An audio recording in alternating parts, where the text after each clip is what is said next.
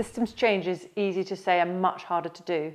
What we at Volans have been exploring through tomorrow's Capitalism inquiry is how business can act as an agent for systems change. But it isn't about businesses acting alone. The real interesting work is where businesses interact and have intersection points with other stakeholders in the system. So businesses working with politics, business and regulation, and where business has a dynamics with finance. Those are the places where work really needs to be done very urgently. It's about reimagining relationships between suppliers and customers and moving from a linear extractive model to a circular, more regenerative model.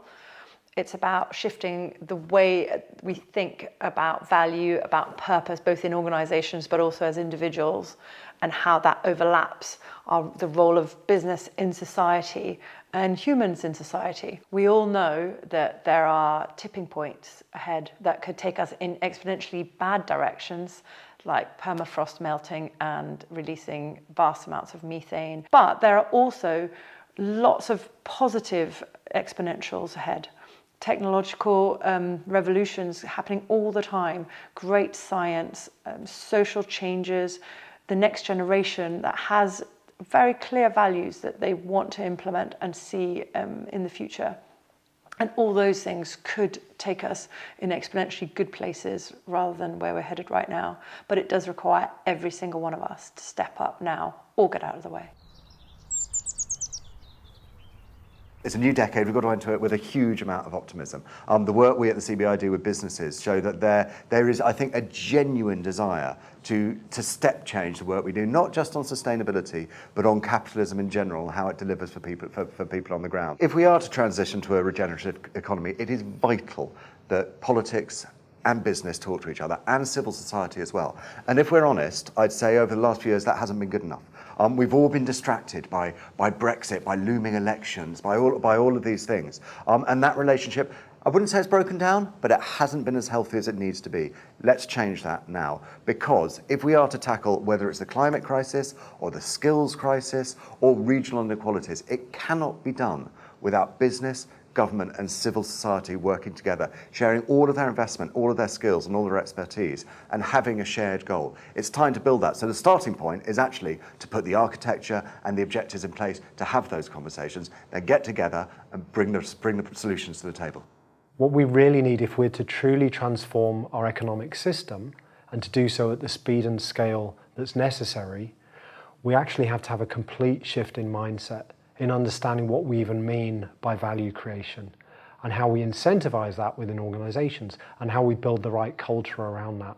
And tomorrow's Capitalism inquiry is really essential in bringing together all those elements and all those people working in this space to understand how we can do that in a holistic way.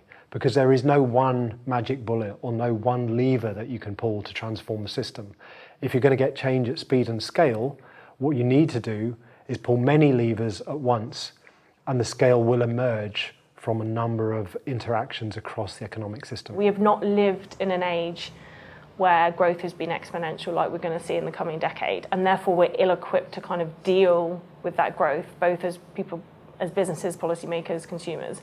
So we need to really try and understand how that growth is going to happen and really understand what exponential means, that everything is going to change in ways we can't imagine. So I think it's up to businesses to really try and look further ahead and think about these kind of cost curves coming down exponentially and then adoption also being exponential. The thing is that larger corporations have a place to play in this by creating a space for new models to be tested out. The big corporations can showcase these new models and they need to step up. It's time for the larger corporations to pass the baton on to smaller, localized businesses. We're looking at our own carbon footprint. So we're delivering a climate strategy with implementation plan. And we're trying to set up, who's going to be responsible for which action by when. So there's actually going to be a roadmap. And this is being discussed throughout the company. So this is not a sustainability exercise, and we are continuously reporting to the executive team, and we're taking this to the board as well, so that they actually all need to follow on what we are doing, so that we make sure that there are actual targets, actual incentives, and this is something that the company really is committed to. We as the youth want you as business leaders to use the power and influence that you have to push for these changes and for these policies.